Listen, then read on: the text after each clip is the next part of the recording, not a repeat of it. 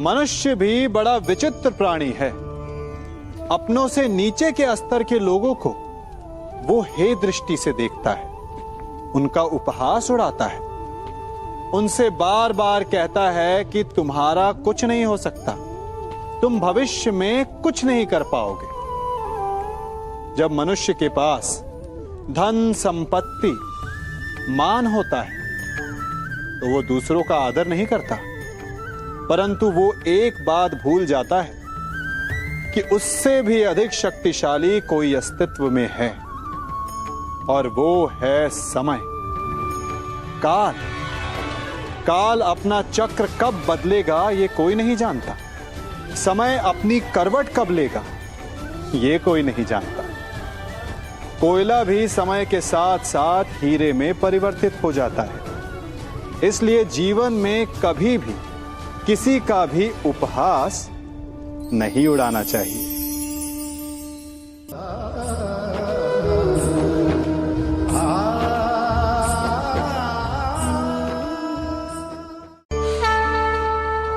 गर्व,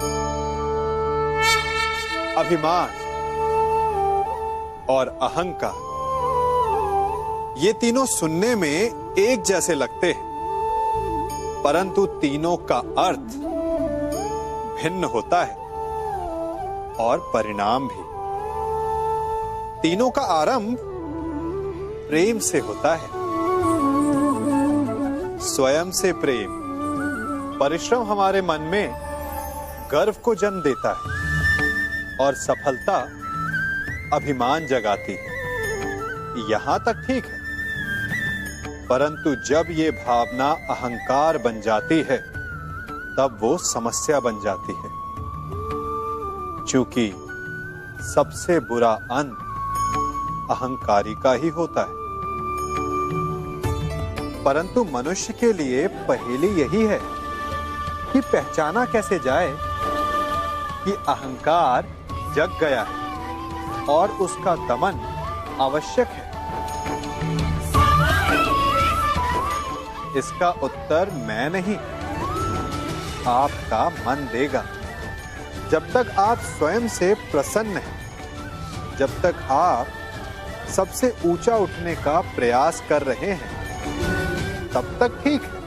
परंतु जब आपके मन में दूसरों को नीचा समझने का भाव आ जाए तो सावधान हो जाइए, क्योंकि यही अहंकार है जो वास्तव में आपको हीन कर रहा है।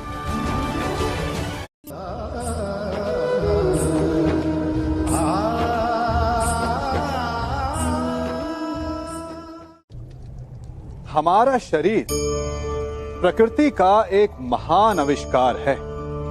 इससे जटिल संरचना संसार में और कोई नहीं। हमारा शरीर जितना जटिल है, यदि इसे ठीक से जाना जाए तो इससे अधिक सरल ज्ञान देने वाला और कोई नहीं। हमारे शरीर में पंच इंद्रियां होती हैं जो हमें भाव, गुण और वस्तुओं का बोध कराती हैं।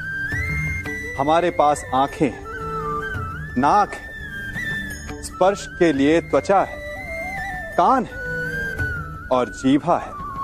सबका भिन्न भिन्न कार्य है। आंखों से देखना, कानों से सुनना, नथनों से श्वास लेना, त्वचा से स्पर्श करना और जीभा से स्वाद लेना। परंतु क्या आपने कभी सोचा कि प्रकृति ने हमें 2 आंखें दी, 2 नथने दी, 2 कान दी, स्पर्श के लिए ये पूरा शरीर दिया, परंतु जीभा केवल 1 दी? ऐसा क्यों?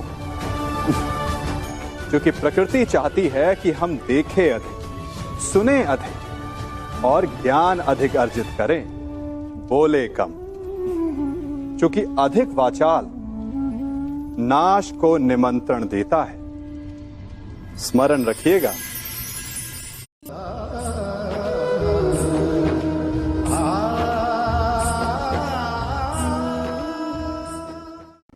मनुष्य की सबसे बड़ी दुर्बलता क्या होती है? सोचिए। धन, प्रेम, अहंकार। मनुष्य की सबसे बड़ी दुर्बलता होती है उसके रहस्य। चाहे आप कितने भी शक्तिशाली क्यों ना हो, कितने भी प्रबल क्यों ना हो, परंतु उसके रहस्य उसके नाश की चाबी होती है। इसलिए यदि प्रबल रहना है, शक्तिशाली रहना है, समर्थ रहना है, तो अपने रहस्य को किसी को भी ना बताएं, ना मित्र को और ना ही शत्रु को, क्योंकि समय पड़ने पर कब कौन शत्रु हो जाए ऐसा कहना संभव नहीं। विभीषण को रावण के अमृत कुंड का ज्ञात था, इसीलिए प्रभु श्री राम रावण का वध करने में सफल हो सके। इसलिए उचित यही है कि आप अपने रहस्य को स्वयं तक ही सीमित रखें।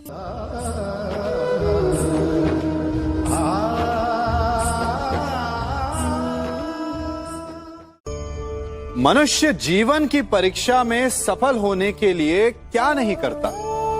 वो परिश्रम करता है, दौड़ भाग करता है, और ये सब करने के पश्चात भी जब उसका काम नहीं बनता तो वो नकल करता है ना? तनिक लौटिए अपने बचपन में, स्मरण कीजिए अपने बचपन की स्मृतियों का। क्या स्मरण हुआ? विद्यालय में जब आप परीक्षा देने जाते थे तो क्या होता था? आप ना सहे, परंतु कोई ना कोई सफलता पाने के लिए नकल करता ही था और उत्तीर्ण भी हो जाता था, है ना? परंतु जीवन की परीक्षा ऐसी नहीं होती।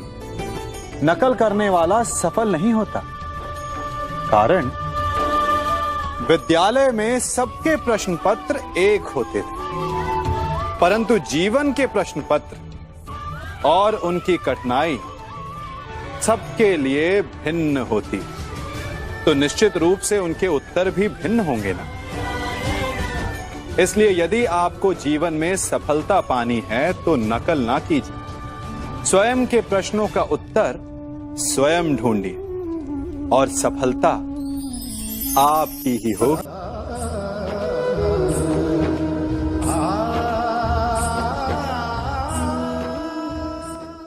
जब सागर का जल वाष्प बनकर उड़ता है तब वो हमें दिखाई नहीं देता। मेघ उस जल को अपने भीतर छिपा लेते हैं, लंबी यात्रा करते हैं, प्रयास करते हैं कि वो जल सदा उनके भीतर छिपा रहे, परंतु जब वायु का वेग उन्हें उड़ाकर किसी पर्वत से ले जाकर के टकरा देता है तब उन मेघों को बरसना ही पड़ता है, क्योंकि यही नियति है, यही प्रकृति है। क्योंकि जल को सागर में जाकर मिलना ही है। ठीक ऐसा ही हमारे साथ भी होता है।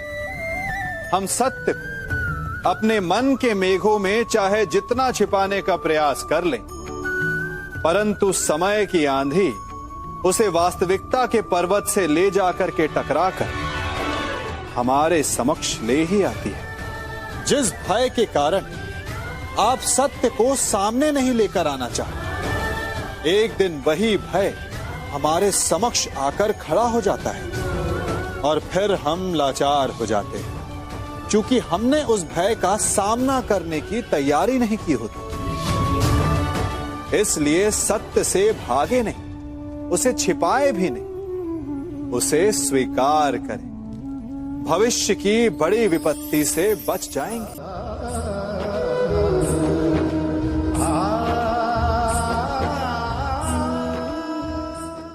कभी कभी आप सबके जीवन में एक ऐसी विचित्र समस्या अवश्य आती है कि शक्तिशाली के समक्ष मौन हो जाओ।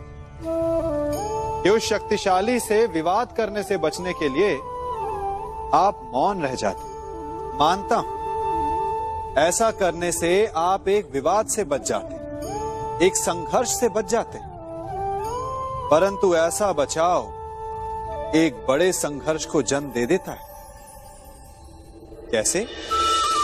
हमारा मौन रहना अनजाने में उसका समर्थन बन जाता है और वो स्वयं को अधिक शक्तिशाली अनुभव करता है, और यहां से हमारा दमन प्रारंभ हो जाता है। एक के बाद एक हम अन्याय में अनचाहे रूप से सम्मिलित होते चले जाते। तो इसका तोड़ क्या है?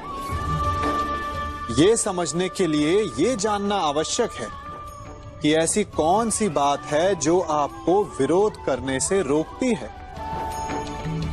ये सामने वाले की शक्ति नहीं जो आपको रोकती है, यह आपके भीतर छिपा भय है जो आपको रोकता है। हाँ, कभी कभी भय आपकी सुरक्षा अवश्य कर सकता है, परंतु साथ साथ ये भी जानना आवश्यक है कि ये भय ही है जो आपको मौन भी रखता है। इसलिए अपने मन से भय को निकालिए और खुलकर अनीति का, अन्याय का विरोध कीजिए, और फिर देखिएगा आपका मन कितना मुक्त, कितना हल्का अनुभव करेगा।